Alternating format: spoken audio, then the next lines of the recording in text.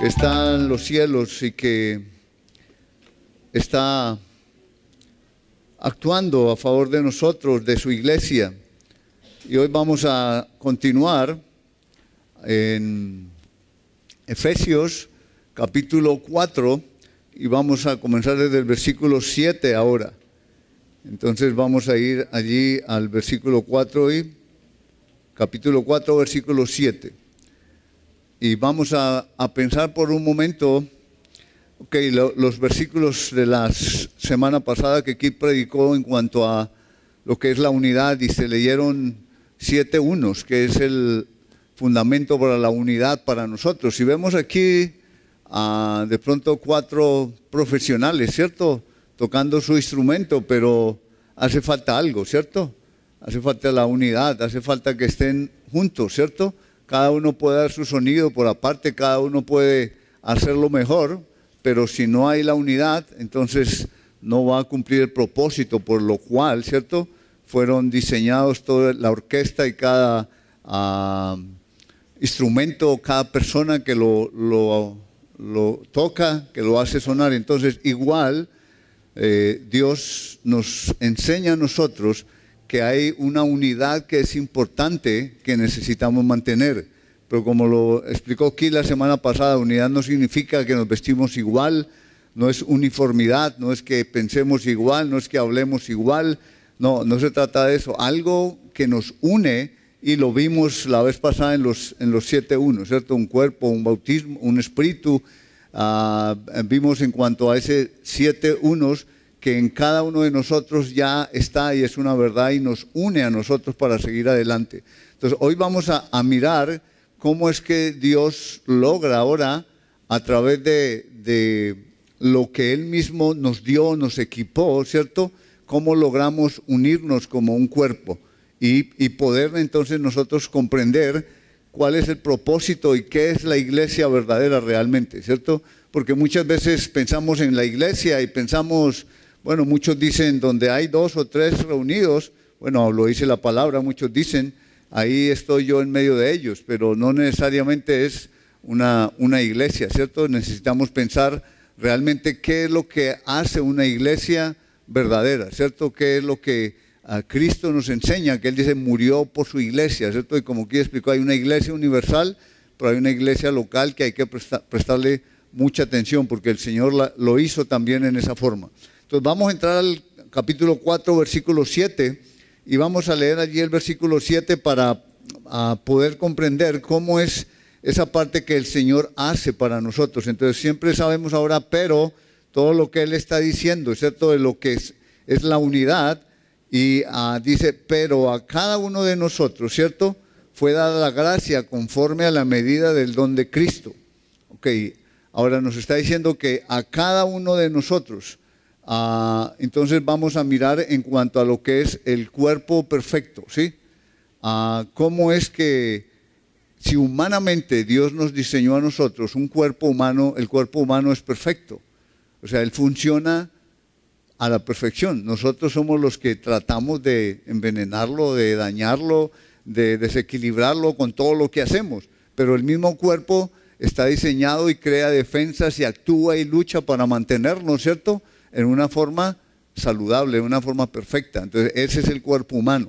Mucho más el cuerpo de Cristo, ¿cierto?, es de tal forma diseñado perfecto, ¿cierto?, que no permite, ¿cierto?, lo que es en nosotros las enfermedades, ¿cierto?, en el cuerpo de Cristo lo que es el pecado, ¿cierto?, que impide el crecimiento, que va a parar ese desarrollo. Entonces está aquí hablando en cuanto a ese cuerpo perfecto, y vamos ahora al versículo que leí, ¿cierto? Entonces vemos que Cristo equipa a cada creyente. Entonces Él dice, pero a cada uno de nosotros. Entonces no está diciendo, por grupos, o vamos a ver cómo, sino a cada uno de nosotros, ¿sí?, nos fue dada la gracia. Entonces la gracia, otra vez Dios viene y la resalta aquí para nosotros. Entonces la gracia, somos salvos por la gracia de Dios, ¿cierto? Vivimos en victoria por la gracia de Dios. En la gracia de Dios es cuando somos débiles, entonces el poder de Dios se manifiesta. Entonces vemos la gracia de Dios, que es importante para nosotros, que Él nos la dio a cada uno de nosotros. Y dice que lo que nos da es la gracia. ¿Y cómo nos la da? Dice como una medida, ¿cierto? Según el don de Cristo. Entonces, Él nos da a cada uno con una medida. Esa palabra es como la de metro, ¿cierto? Que mide, pero el don que da también es el don, según el don de Cristo, según lo que Él hizo. Es esa libertad, esa grandeza, esa abundancia que Él tiene. Entonces, la gracia es importante porque sin la gracia de Dios no podemos hacer absolutamente nada. Bueno, podemos hacer muchas cosas, pero no va a ser en la forma como Dios lo dice. Pablo mismo en 1 Corintios capítulo 15, ¿cierto? El versículo 10 creo, voy a mirarlo aquí para confirmarlo. Él habla en cuanto a qué es lo que a él le ha ayudado a tener la vida que él llevó, ¿cierto? Porque nosotros pensamos hoy, es que Pablo era el duro, Pablo era lo máximo, Pablo era, ¿cierto?, la persona que Dios escogió. Pero él mismo dice en el versículo 10, capítulo 15, dice, pero por la gracia de Dios soy lo que soy, y su gracia no ha sido en vano para conmigo. Antes he trabajado más que todos ellos, pero no yo, sino la gracia de Dios conmigo. Entonces vemos la gracia de Dios que nos fue dada, ¿cierto? Ahora no hay ningún mérito ahí, no hay nada que yo pueda ganar o decir es que a mí me dieron más porque Dios vio en mí algo o yo voy a hacerlo. No, es esa gracia, pero Él dice que ahora Él trabajó más que todos, pero no Él, sino la gracia que Dios le dio con Él, ¿cierto? Entonces esa gracia es la que nos ayuda a avanzar, nos ayuda a ir a la meta, como Él mismo habló, ¿cierto? A pelear la buena batalla y a ir hacia esa meta, esa carrera que el Señor nos llamó. Entonces vemos que nos fue dada esa gracia, y es la gracia que Cristo vino a este mundo. Dice que cuando Él entró, fue ese hombre lleno de gracia y de verdad. Entonces Él vino para traer esa gracia sabemos que es el favor inmerecido de Dios para nosotros, ¿cierto? Es el poder de Dios a favor de nosotros en donde nosotros no podemos actuar. Cuando nosotros no tenemos la capacidad o no tenemos el intelecto o no tenemos cualquier otra área de nosotros, la suficiencia, y ahí es donde la gracia de Dios actúa y su poder se manifiesta. Entonces su gracia, sin su gracia va a ser imposible que nosotros podamos actuar, ¿cierto?, dentro de la iglesia y en cualquier otra área. Ahora, Él nos da un don también a nosotros. Él está hablando ahí que la medida del don de Cristo, ¿cierto? Pero más abajo vamos a verlo como, porque aquí está hablando en cuanto a lo que es Cristo, ¿cierto? El otro don que habla es más en cuanto a la característica que implica ese don. Entonces aquí vemos que es dado a cada uno y por medida, como Él lo hizo. Versículo 8 dice, por lo cual dice, subiendo a lo alto, llevó cautiva la cautividad y dio dones a los hombres. Entonces vemos en el versículo 8 ahora a un Cristo victorioso, ¿cierto?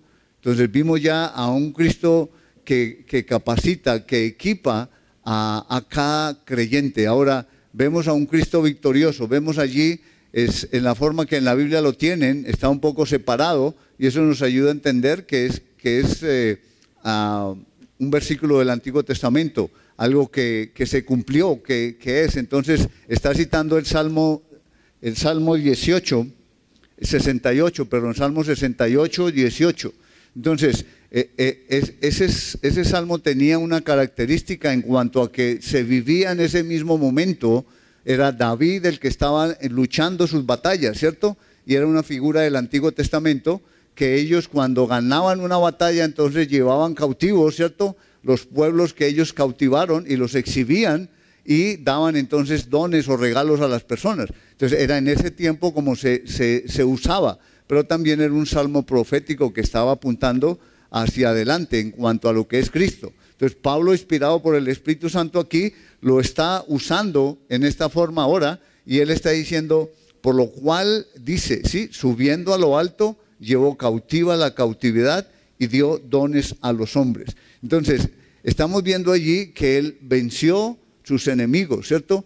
Él vino para hacerlo en la forma legítima. Entonces, él viene hacia nosotros y gana esa batalla, nuestros enemigos, el pecado, la muerte, Satanás, ¿cierto? Entonces Él conquista y ahora dice que lleva cautivos la cautividad, o sea, los exhibe públicamente también, muestra su victoria cuando Él asciende. Entonces aquí está mostrando su ascensión, que Él está llevando cautiva la cautividad, o sea, ya Él había conquistado.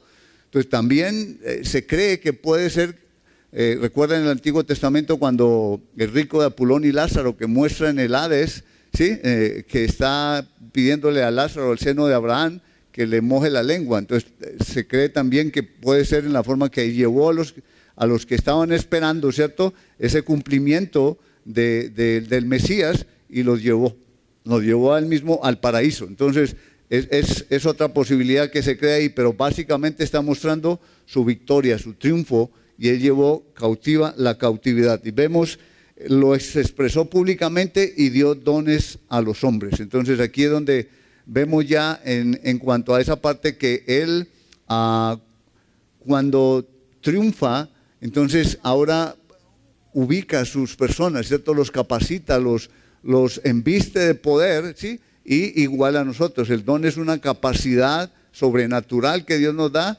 para el servicio de la iglesia, no es para nosotros mismos, sino para el servicio de la iglesia. Entonces vemos esa parte del versículo 8 ahora. Vamos a mirar el versículo 9 y 10, en la parte en que dice, y eso de que subió, ¿qué es sino que también había descendido primero a las partes más bajas de la tierra? El que descendió es el mismo que también subió por encima de todos los cielos para llenarlo todo. Ok, ahora vemos versículos 9 y 10 y vemos a un Cristo Señor de todos. Entonces ahora Él nos está diciendo allí que ¿qué es eso de que subió? ¿Qué es? Sino que también, ¿cierto?, había descendido primero a las partes más bajas de la tierra. Y explica, el que descendió es el mismo que también subió por encima de todos. Entonces, lo vemos, es el misterio de la piedad que está en 2 de Timoteo, capítulo 3, en donde muestra el misterio de la piedad, que es la obra, que es el nacimiento, la encarnación, ¿cierto?, la vida de Cristo, su muerte y resurrección y ascensión. Entonces es esa manifestación, el misterio que estaba antes oculto, que a Pablo le fue revelado, ¿cierto? Que él dice que a él se le dio para administrar la gracia y se le reveló a él el misterio que no había sido dado para darlo a los hombres. Entonces ese misterio es eso mismo que él hizo, ¿cierto? Que el que estaba arriba, ¿cierto? Él descendió hasta lo más bajo. Aún el versículo habla de las partes más bajas. Muchos usan ese versículo para decir, aunque dicen que Él bajó, ¿cierto?, al infierno y predicó a los muertos, pero ahí no está diciendo eso. La parte que está yendo más baja de la tierra ahí es la tumba, ¿cierto?, donde Él bajó, si en ese caso fuera, o una comparación de los cielos con la tierra también, ¿cierto?, en la parte más baja, ¿cierto?, que es de los cielos. Entonces Él está mostrando que sí, Él descendió primero, ¿cierto?, y vino a la tierra, hizo una obra y de ahí después Él ascendió, ¿cierto? Y es donde ahora Él legítimamente está puesto por encima de todo. Dice que por encima de los cielos, ¿cierto? Para llenarlo todo. Entonces no hay absolutamente nada que suceda, no hay absolutamente nada que no pase por la soberanía, por la voluntad de Dios, por el permiso de Dios. Dice, aunque ni un cabello de nuestra cabeza se cae sin el permiso de Él, sin su voluntad, sin que Él sepa. Entonces todo está bajo su dominio. Él está a la derecha del Padre y dice que va a estar ahí hasta colocar todos sus enemigos, ¿cierto?, a sus pies. Entonces Él es el proceso, esa es la esperanza que nosotros tenemos, una esperanza viva, algo real. No es que estamos viendo a ver si, como muchos piensan que es una pelea del bien y del mal, ¿cierto?, y como que van ganando los malos y el bien está perdiendo. No, es Dios por encima de todo. Y Él gobierna sobre todo aún sus enemigos, los que se rebelaron. Ellos cumplen un propósito y una función específica en el plan de Dios. Pero va a haber un tiempo en donde ellos van a ser sometidos también a los pies de Cristo, el Señor, al cual el Dios su Padre le entregó todas las cosas y lo exaltó hasta lo sumo. Entonces por eso nosotros como iglesia, Él es nuestra cabeza, Él es el Señor. Muchas veces nosotros como creyentes queremos ser salvos del infierno, pero no de nuestros pecados, ¿cierto? Queremos decir, bueno, Señor, sí, yo lo acepto como Salvador, pero como Señor, yo no quiero que intervengas en mi vida, yo voy a seguirla llevando, yo quiero seguir viviendo como yo quiero. Y aún muchas veces decimos, no, pero es que eso es una obra. Pero eso no es obra, porque por eso Dios nos dio la gracia. Es por gracia que nosotros podemos tener la victoria sobre cada área, sobre el pecado, y no es por mi esfuerzo. No son reglas, no son leyes, no es legalismo, porque la ley terminó hasta que Cristo vino, ¿cierto? Y la ley de Cristo ahora es superior por su gracia. Entonces, ahí es donde el poder de Dios nos lleva para tener en nosotros esa victoria, pero Él siendo el Señor de mi vida, Él es la cabeza de la iglesia, no es una persona especial, o hay veces la iglesia se volvió profesional, entonces son profesionales los que manejan la iglesia, no, y es Dios el que vamos a mirar en los siguientes versículos, cómo Él colocó y dio dones, ¿cierto?, a personas para ser los que realmente están edificando la iglesia y colocando el fundamento. Entonces vemos allí en esta parte que es, Dios fue manifestado en carne, entonces se hizo hombre, ¿cierto? Lo sabemos, justificado en el Espíritu, Él venció también espiritualmente todos los principados y potestades. En Colosenses 2, del 13 al 15, nos habla en cuanto a que Él los expuso públicamente, ¿cierto? Todos los principados y potestades venciendo sobre ellos. Entonces ellos ya no tienen ninguna autoridad ni poder sobre nosotros. Están bajo el señorío de Cristo y nosotros necesitamos vivir firmes. Por eso Él nos dio una armadura que nos habla en Efesios 6, que vamos a mirarla al final de Efesios, de la carta, para poder vivir firmes en Cristo y así poder rechazar las acechanzas del diablo, porque nuestra pelea no es contra sangre y carne, no es entre nosotros mismos, sino es contra seres espirituales, contra principados, contra potestades, contra seres malignos espirituales que están en las regiones celestes. Entonces, Él diseñó todo y no nos mandó a pelear con ellos porque Él ya los venció. Aquí vimos que Él ya venció y los llevó cautivos, esa cautividad, y los expuso públicamente. Pero nosotros necesitamos vivir una vida en victoria por su gracia y con el señorío de Cristo, que Él es el Señor en mi vida y Él cambia mi vida. Su voluntad para mí es importante, es prioridad. Yo puedo planear y puedo tener mi vida delante de Dios, pero el Señor, si es tu voluntad, ok, tú vas a decidirlo. Y estoy dispuesto a hacer tu voluntad. Cuando Cristo estuvo en el Monte de los Olivos y Él oró allí 3 veces y se dice que cada oración fue 1 hora, Él al final dijo, si es posible, pasa de mí esta copa. Y la copa era ese trago amargo que tenía que pasar de la cruz, ser separado del Padre y morir por los pecadores.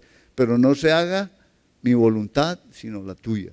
Entonces podemos planear, podemos pensar nuestra vida, pero ponerla ante el Señor, a sus pies estamos y decir, Señor, que sea tu voluntad. Si es posible lo que yo pienso o creo, pero que no sea lo que yo quiero, sino que sea tu voluntad. Entonces ahí está la rendición en cuanto al señorío de Cristo, que tiene que ser algo real en nuestra vida, que Él es el Señor, no solamente nuestro Salvador. Vamos a mirar los siguientes versículos, el 11 y el 12. Dice, y Él mismo constituyó a unos apóstoles, a otros profetas, a otros evangelistas, a otros pastores y maestros, a fin de perfeccionar a los santos para la obra del ministerio, para la edificación del cuerpo de Cristo. Ok, el versículo 10 ahora nos está diciendo que el que descendió, ¿cierto? El 11, perdón. Y Él mismo, ¿cierto? El que descendió, el que subió, el que hizo su obra, el que triunfó, Él mismo, Cristo, constituyó a unos apóstoles y a otros profetas. Entonces, ahora aquí Él nos está diciendo que ese es un don que da a una persona del apóstol, del apostolado. Él llamó a los apóstoles y a cada uno de ellos los constituyó, los instituyó, los equipó específicamente para enviarlos a esa misión que ellos tuvieron que ir, de llevar el evangelio a todas las naciones, al mundo conocido, y todos ellos, todos fueron mártires, porque ellos, recuerda que le dijeron al Señor, podemos estar a tu derecha o a tu izquierda, estaban pidiendo poder, pero Él le dijo, eso no, porque ya está dado por el Padre, pero sí podéis beber de mi copa. Y ellos, podemos, sin entender lo que era. Y yo, sí, claro, pueden beber de mi copa, pero la copa del Señor era la entrega en la cruz. Entonces, cuando ellos entendieron también estaban felices, pero la copa era morir por el nombre de Cristo, ¿cierto? Entregar sus vidas por el Evangelio, por llevar ese tesoro al mundo entero. Entonces, ahí es cuando él está hablando de que Cristo es cabeza de la iglesia ahora, ¿cierto? Él es el que dirige la iglesia, entonces él mismo coloca en su cuerpo, y si miramos en Efesios capítulo 2, para mirar lo que es el fundamento, dice versículo 20, edificados sobre el fundamento ¿de quién? De los apóstoles y profetas. Ahí está el fundamento, ¿cierto? Dice, siendo la principal piedra del ángulo, Jesucristo mismo. Entonces es sobre la roca, sobre la revelación de Cristo, sobre quién es Él y su obra. Ahora es la roca, ahora el fundamento se coloca ahí. ¿Y el fundamento quién lo puso? Los apóstoles y profetas, ¿cierto? Que es la revelación de la palabra, ¿cierto? Del Nuevo Testamento, lo que nos dio, y los profetas que ellos hablaron la voz o las glorias de Cristo y lo que había hecho y lo que venía. Entonces el fundamento son los cimientos que se ponen en el edificio, ¿cierto? Entonces nosotros no los vemos aquí, pero si cavamos vamos a ver el fundamento que está alrededor. Pero ¿qué tal que todo fuera fundamento?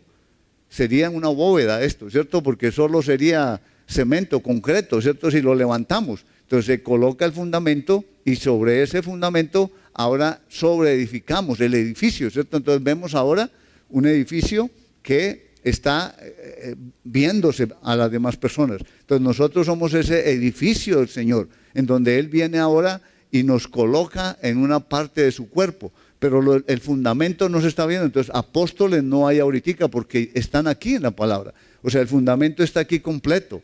Lo tenemos, ya está sellada la palabra de Dios. Dios no habla hoy, no hay apóstoles porque tenían que ser testigos de su vida, muerte, resurrección. Y Pablo lo aclara en 1 Corintios 15, que él dice que yo fui el último como un abortivo. Y Cristo mismo apareció a él, y después en el 2 Corintios capítulo 12 habla también que él subió, no sabe si en espíritu o en carne o qué, que él conoce un hombre, pero recibió cosas que para el hombre le era imposible oír. Entonces, Pablo, Cristo mismo le reveló el evangelio a él, ¿cierto? Se apareció y hizo esa obra en él. El don que él dio a él es de ese apostolado. Entonces, fue a esos 12. Por eso, hoy no es que yo quiero pedir mi don, yo quiero ser apóstol, yo quiero ser profeta, yo quiero ser predicador. No, porque el don lo da Cristo. Él dice aquí que él mismo constituyó, ¿cierto? Primero apóstoles, después profetas del Nuevo Testamento, porque ya no era como el Antiguo Testamento.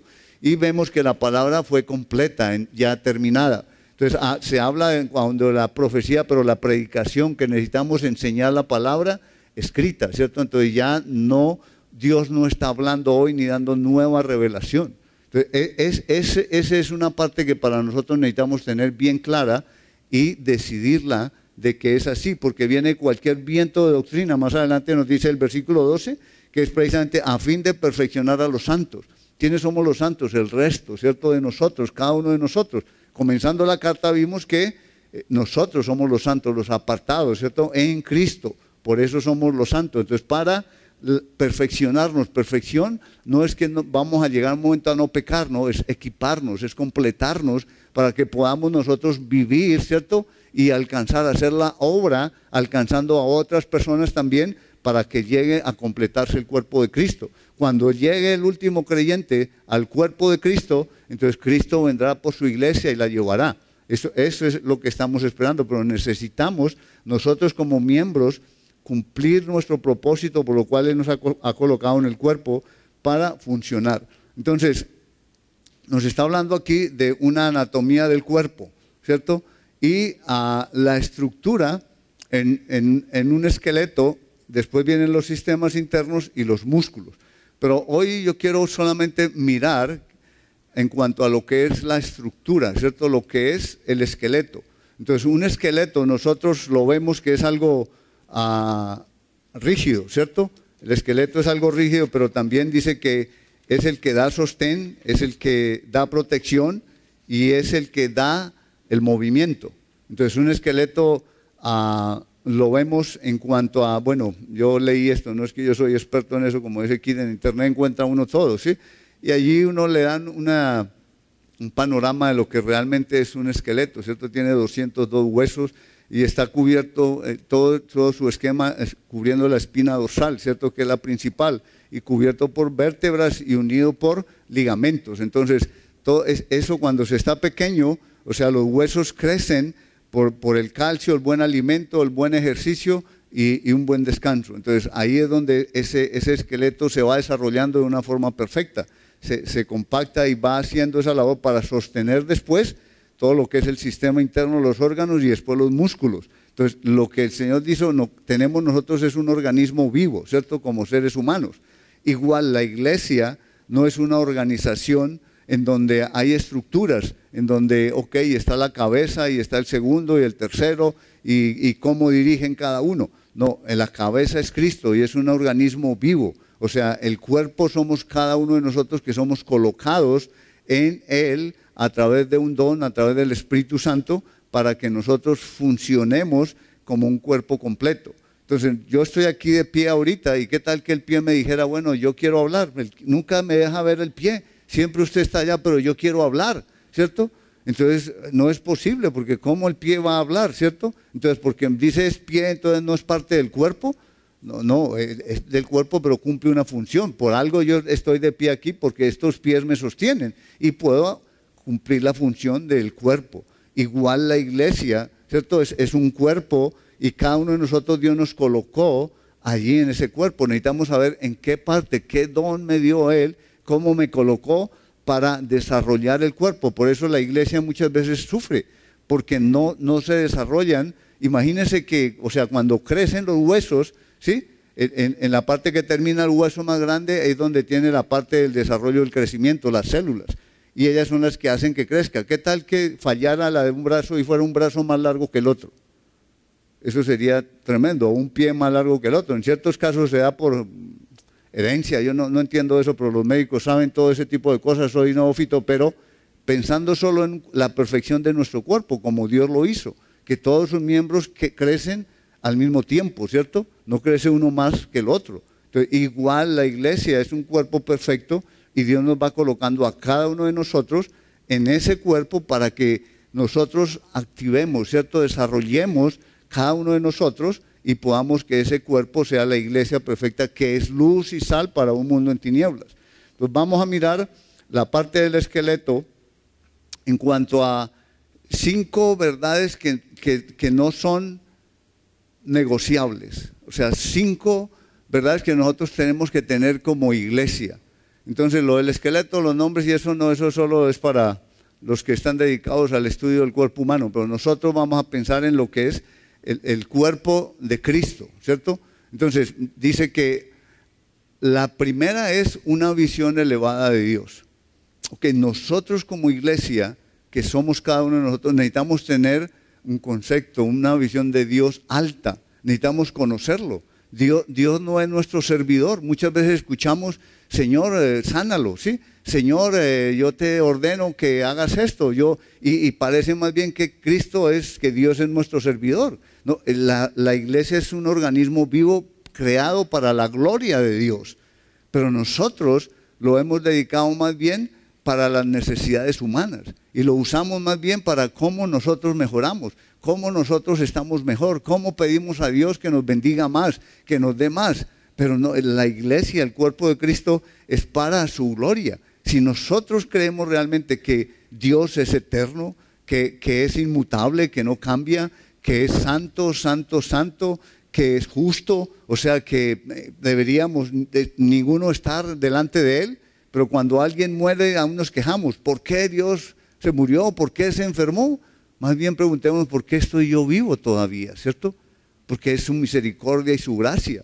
Entonces, tantas cosas que nosotros estamos haciendo y no vemos la gloria de Dios, la grandeza de Dios. Es conocer a Dios, sus atributos, quién es Él.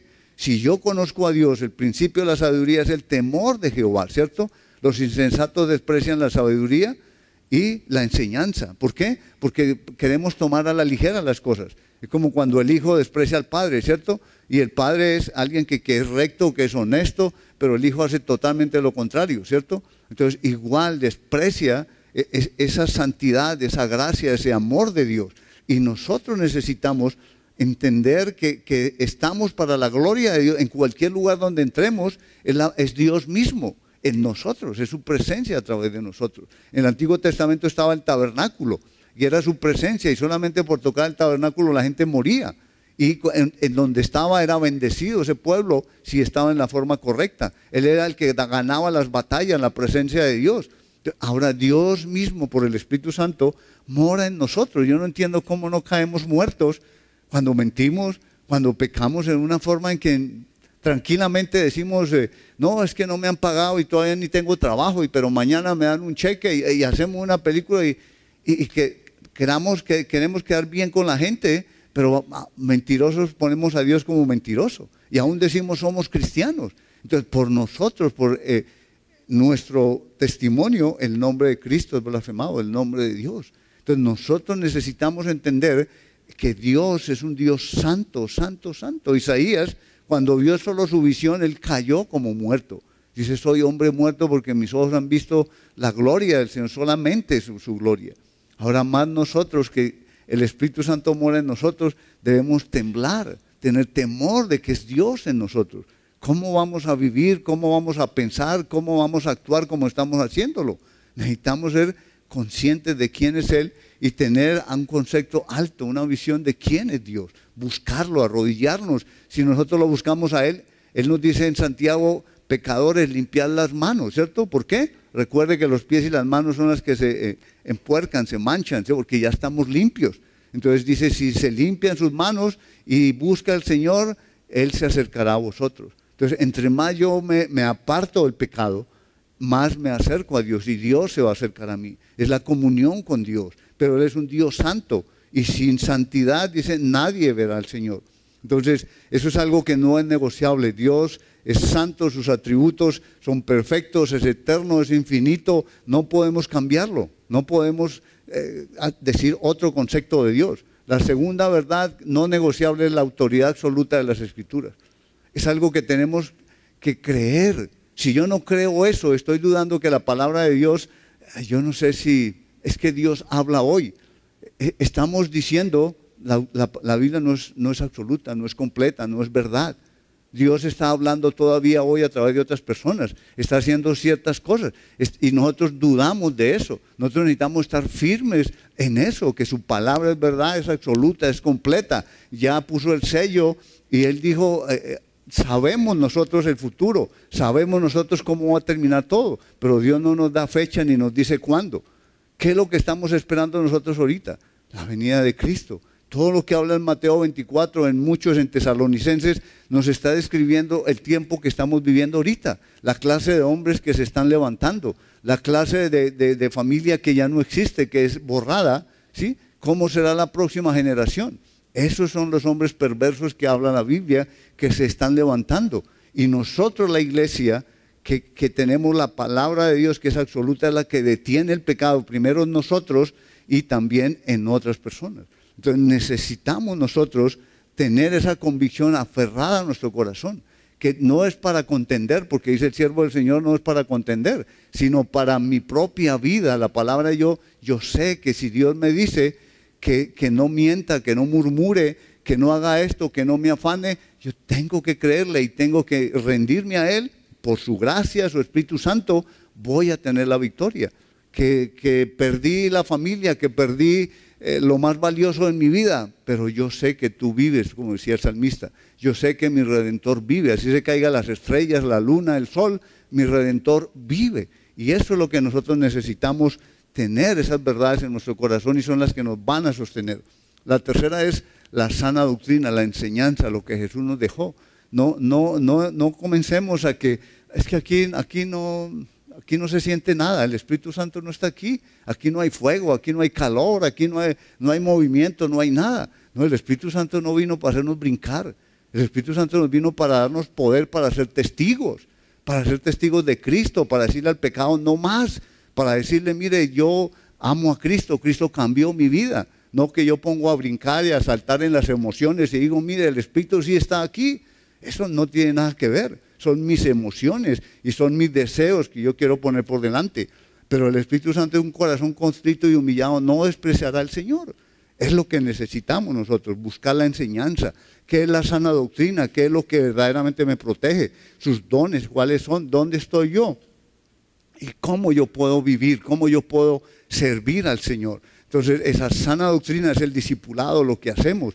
Tengo compromiso de estudiar la palabra seriamente cada mañana, cada día. Estoy tomando un discipulado con alguien más maduro en la iglesia para seguir creciendo y ayudar a otro miembro que viene atrás, que necesitamos llegar a la madurez todos. Ese es el cuerpo de Cristo, eso es lo que necesitamos trabajar. No es que alguien le está enseñando un libro, no, es transmitiendo vida. Es diciéndole, mira, yo estoy aquí, pero cuando estaba aquí, Cristo me ayudó en esta forma y en esta, y Él me sostuvo. Entonces, es ese transmitir de vida del uno al otro. La santidad personal. La santidad es algo que también muchos piensan que es una obra. Pero la santidad, una cosa, somos santos posicionalmente, pero la santidad depende de mí, de aborrecer el pecado, como Dios lo aborrece. Él aborrece el pecado de tal forma que entregó a su Hijo para perdonarnos y podernos llevar a su presencia. Entonces, pero nosotros no aborrecemos el pecado, más bien amamos el pecado. Eso no es normal. Un hijo de Dios, ¿cómo puede amar el pecado? Cuando dio a su Hijo para morir por mí, para sacarme de donde estaba, ¿cierto? Que muerto en delitos, en pecados, como dice en Efesios 2, y darme vida, por gracia soy salvo, y yo querer seguir viviendo como el cerdo, el cochino, ¿cierto? Revolcándome en el pecado todavía. No, eso no es posible. El Espíritu de Dios mora en mí y Él tiene que convencerme, Él tiene que redarguirme. Es lo que nosotros necesitamos saber. ¿Realmente tengo el Espíritu de Cristo? Si no tengo el Espíritu de Cristo, no soy de Él. No es una obra de fuerza, de inteligencia, de disciplina mía, de que yo juro y prometo no volver a tomar o a fumar, o a todas esas cosas que hacemos. Eso no tiene nada que ver. Esos son instituciones que enseñan a eso y ciencias que ayudan a las personas que no tienen el Espíritu Santo. Nosotros tenemos el Espíritu Santo de Dios y el Espíritu Santo nos da poder para tener vida y vida en abundancia. Eso fue lo que Él nos dejó. Y ahí es donde comprobamos que Dios es vivo, que es su gracia, no soy yo, pero yo tengo, como dijo Pablo, me esforcé más que todos ellos, pero no yo, sino la gracia de Dios en mí. Esa es la vida diaria que necesitamos, que en la mañana yo tengo igual que poner el reloj a las horas que tengo que levantarme, y cuando suena el reloj, Señor, no, esta hora es muy dura, la cobija está muy rica, Señor, pero dame tu gracia, Señor, porque yo quiero estar en tu presencia. Y entonces Él actúa. Y ahora produce en mí el querer como el hacer. No es que no, yo me sé todo esto, yo a las 3 de la mañana estoy de pie y estoy orando y estoy alabando. No, es mentira, porque mi carne tiembla, mi carne es débil. Es lo que el Señor dice. Entonces, orad y velad para no entrar en tentación, para que eso no nos lleve a la debilidad, sino más bien el Espíritu, ¿cierto? Anhele esa comunión con Dios. Entonces, esa es la batalla diaria, esa es la santidad personal. Y la última es autoridad espiritual. ¿Qué es la autoridad espiritual? Es que como Dios constituyó su iglesia, sabemos que hay un cuerpo de ancianos, que como habla Pedro mismo en el capítulo 5, ¿cierto? Él dice, yo anciano con vosotros todos, ¿cierto? Apacentar la grey de Dios, ¿cierto? A cuidarla, a alimentarla, ¿cierto? No por fuerza, no por ganancia deshonesta. Nos da las características, cómo es que según el don que Dios nos ha dado, nosotros podemos usarlo para los demás. Pero no es que nosotros somos personas especiales y que somos buenos y amorosos. No, es el amor de Cristo en nosotros. Es el don que Él me dio, el llamamiento y su gracia la que me lleva a vivir esa vida y manifestarlo a su cuerpo y a otras personas que no lo conocen. Entonces, la autoridad es por ancianos. Entonces nosotros tenemos ancianos aquí. Anciano es una persona madura con las características, la vida que Dios pide, lo dice en 2 Timoteo, en Tito, da las características, y el que anhela un obispado dice buena obra desea. Entonces es ese crecimiento para llegar, porque ¿cuántos miembros tenemos nosotros? Aproximadamente asistencia hay como 1000, 1050 personas, 900 estamos en eso. ¿Quién puede cuidar 900 personas? Es imposible, necesitamos tener una estructura que realmente funcione para cuidar a cada uno de ustedes y nosotros mismos. En donde estemos creciendo, vamos a cuidar a otra persona de abajo. Entonces, ese es entender cuál es la autoridad bíblica, cómo es que Cristo la dejó, pero Él es la cabeza, no es ninguno de nosotros que somos los que decidimos. Y Él nos ha puesto para poder rendir cuentas por sus almas, habla en Hebreos 12, mira su conducta, imitar la fe y someterse a sus pastores, ¿cierto? Pero cuando llegue el príncipe de los pastores, que es Cristo, entonces cada uno va a recibir de acuerdo a lo que ha hecho. Y esa es la tarea. Entonces, que podamos en la siguiente parte del capítulo, vamos a entender lo que es la parte interior del sistema y los músculos, cómo es que podemos nosotros ahora revestirnos, ¿cierto? Y en dónde vamos a estar cada uno de nosotros para hacer la tarea, para comprender la visión de la iglesia y cómo cada uno de ustedes es un ministro. Cada uno de ustedes tiene el Espíritu Santo y está enviado para hacer una función específica en el cuerpo, un miembro. Eres mano, eres ojo, eres boca, eres oído, eres pie, ¿qué parte del cuerpo es? Y si no está funcionando, entonces el cuerpo está incompleto. Y el Señor nos va a pedir cuentas en cuanto a eso. Recuerden lo del talento, ¿cierto? Que Él dice, ok, a uno dio, a otro 5, a otro, y al final le va a quitar al que no lo usó y le va a dar al que más tiene. Entonces, necesitamos nosotros como cuerpo saber dónde estamos. Es orarle al Señor, Señor, ayúdame a saber cuál es mi don, comenzar a servir en la iglesia, comenzar a discipularse, a tener su tiempo con Dios, ¿cierto? A tener estas 5 verdades que no son cambiables, no son negociables. Eso debe estar en una decisión en mi corazón. Ese es el esqueleto, esa es mi columna vertebral y nadie me va a mover de ahí. Si yo no tengo esas 5 verdades, yo necesito orar para estudiar y afirmarlas en mi corazón y comenzar de ahí para seguir adelante.